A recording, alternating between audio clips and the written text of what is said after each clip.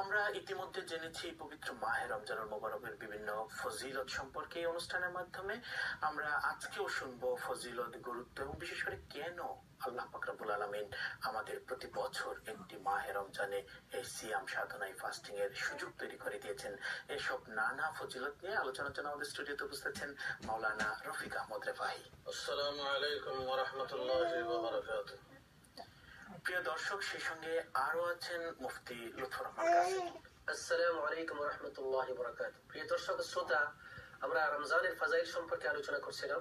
আজকে আপনাদের সম্মুখে আমি একটি হাদিস পেশ করব। আবু হুরায়রা রাদিয়াল্লাহু তাআলা আনহু থেকে হাদিসটা আসছে। قال قال رسول الله صلى الله عليه وسلم كم من صائم ليس له من صيامه الا الجوع وكم من قائم ليس له من قيامه الا السهر رواه احمد وابن ماجه والدارمي। হাদিসটা ইমাম আহমদ মুসনাদে আহমদে, ইবনে মাজাহতে আসছে, দারমিতে আসছে। হাদিসের মধ্যে আল্লাহ রাসূল সাল্লাল্লাহু আলাইহি ওয়াসাল্লাম রোজাদারদের রোজা রাখার একটা রিজনটা উল্লেখ করেছেন। অনেক রোজাদার আছে যারা রোজা রাখে, কিন্তু রোজা রাখার পরে তার শুধু ক্ষুধাটা অনুভব হয়, কিন্তু রোজার যে বেনিফিটটা, যে সবটা পায় না। আচ্ছা, এটা কেমন কথা? এটা অত্যন্ত আশ্চর্যপূর্ণ। সারাদিন না খেয়ে থাকলেও কিন্তু রোজার যে সবটা পেল না। এটা বলছেন আল্লাহ রাসূল ক্লিয়ার করে, পরিষ্কার ভাষায়, কাম মিন সাইমিন লাইসা লাহু মিন সিয়ামিহি ইল্লাল জু। তার রোজার মাধ্যমে কোনো বেনিফিট হবে না, কোনো নেকি হবে না, একমাত্র ক্ষুধা থাকলো, এটাই বেনিফিট শুধু, আর কোন মানে এটাই তার ইয়ে। কেন হলো না? কারণ তার মধ্যে ইখলাস ছিল না। তার এই রোজা রাখার উদ্দেশ্য আল্লাহকে রাজি খুশি করার উদ্দেশ্য নয়, রোজা রাখা দেখানো যে আমি রোজাদার। এই যে রিয়াটা চলে আসছে, এই রোজাদার মধ্যে রিয়া আসার কারণে, লোক দেখানোর কারণে যে আমি রোজাদার, এই দেখানোর কারণে যে আল্লাহর ইখলাসটা চলে যাওয়ার কারণে তার রোজার দ্বারা কোনো বেনিফিট হলো না, শুধুমাত্র সে ক্ষুধাই থাকলো, কিন্তু তার সবটা হলো। আমরা দর্শকদের একটা বিষয় মনে জানিয়ে রাখতে পারি যে কেউ যেন এই রোজার রিজন মানে এরকম চিন্তা না করেন যে একটু ডায়েট কন্ট্রোল হলো, একটু শরীরটা ঠিক হলো, এটাই হবে। এই গুরুত্বপূর্ণ একটা পয়েন্ট যে আমরা রোজার মধ্যে আমরা আরেকটা পয়েন্ট নিয়ে না আসি যে আমি রোজা রাখতেছি যে আমার শারীরিক একটা বেনিফিট অটোমেটিক হবে, কিন্তু পয়েন্টটা থাকবে রোজা কেন রাখছি? আল্লাহকে রাজি খুশি করার উদ্দেশ্যে, একমাত্র আল্লাহকে রাজি খুশি করার উদ্দেশ্যে, এবং গরিবের যে ক্ষুধার অনুভূতিটা সৃষ্টি করার জন্য রাসূল আমাদের শিক্ষা দিয়েছেন। সুতরাং লাইসা কাম মিন সাইমিন লাইসা লাহু মিন সিয়ামিহি ইল্লাল জু ওয়া কাম মিন কাইমিন, আরেকটা পার্ট হাদিসের, লাইসা লাহু মিন কিয়ামিহি ইল্লাস সালাহ। পুরা রাত্রি, দীর্ঘ রাত্রি নামাজ পড়লেন, পুরা রাত্রি জাগ্রত থেকে ইবাদত করলেন, কিন্তু উদ্দেশ্য হলো রিয়া। যে লোকরা বলবে আমি ইবাদত গুজার, আমি ভালো একজন মানে নেক বান্দা, যে রিয়া আল্লাহকে রাজি খুশি করার উদ্দেশ্য না, শুধু লোক দেখানোর জন্য যদি করা হয়, পুরা রাত্রি কিয়ামত পর্যন্ত জাগ্রত থাকেন, তাহলে কোনো সওয়াব হবে না, শুধু জাগ্রতই থাকা হলো। এটা কত সুন্দর হাদিস আল্লাহ রাসূল বলতেছেন। এটা নিয়ে শিক্ষা নেওয়া আমাদের জন্য যে রমজানে আমরা আল্লাহকে রাজি খুশি করার উদ্দেশ্যে আমাদের নিয়তটাকে খালিস করতে হবে।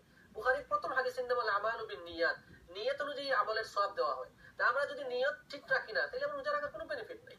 মনে করেন যে মুফতাজাব যে হাদিসটি পড়েছেন, সেই প্রসঙ্গত অন্য হাদিস আমার এখানে আমি বলবো ইনশাআল্লাহ। কিন্তু আমি এখানে একটা কথা বলতে চাই যে ইল্লা জু, শুধু সে উপবাসী থাকলো, এটাই রাসূল সাল্লাল্লাহু আলাইহি ওয়াসাল্লাম কেন বললেন? কি কারণে সে সব থেকে বঞ্চিত হইল?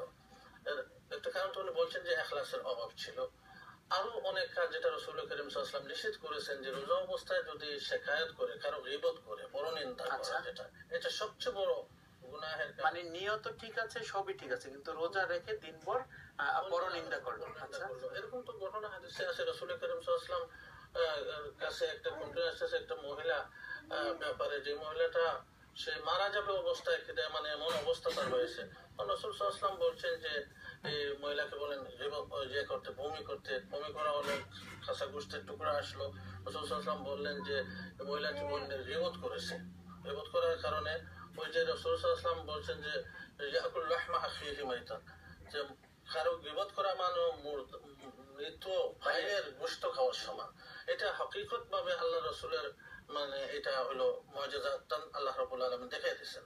তো আসল হলো আমাদের মধ্যে কয়েকটা অভ্যাস আছে কিন্তু রোজার সব থেকে বঞ্চিত হওয়ার। এই অভ্যাসগুলো হলো আমরা মানে শয়তান তো প্রতি মুহূর্তেই ওয়াসওয়াসা দিচ্ছে। আসলে রোজার আগ থেকে একটা প্ল্যান করে আমরা বলি যে প্ল্যানটা হওয়া নেক আমলের দিকে, সময় পাস দেওয়ার জন্য প্ল্যান করে যে কোন চ্যানেলটা দেখবে, কোন মুভিটা দেখবে, রোজা আমি সময় কাটাবার জন্য, বা বিভিন্ন খেলা নিয়ে ব্যস্ত হয়ে যায়। আমরা কজন আসেন খেলাধুলা করি, কিন্তু নামাজ পড়ে না, নামাজে আসে না, ফরজ নামাজ নাই। রমজানে যে আসল যে ফরজ দায়িত্ব, যেটা যেমন 5 ওয়াক্ত নামাজ আদায় করা দূরের কথা, পুরো দিনের একটা স্কেডিউল করে নেওয়া, খারাপ ভাবে যেমন আমাদের দেশে ক্যারাম বোর্ড খেলায় বা গেম খেলায়, এটা হলো আপনার অন্য টাইমে করতে পারেন, কিন্তু এটা হলো একটা ফজিলতের টাইম, গুরুত্বপূর্ণ টাইম। এই টাইমে আপনি কোরআন তেলাওয়াত করবেন। আমরা আমরা আগের পর্বে বলেছি যে কোরআন তেলাওয়াত কত ফজিলত, আরো বিভিন্ন আমল রয়েছে, আমলের মাধ্যমে আমরা দিনটা কাটাবো, কিন্তু আমরা মানে হারাম কাজে যাতে লিপ্ত না হই।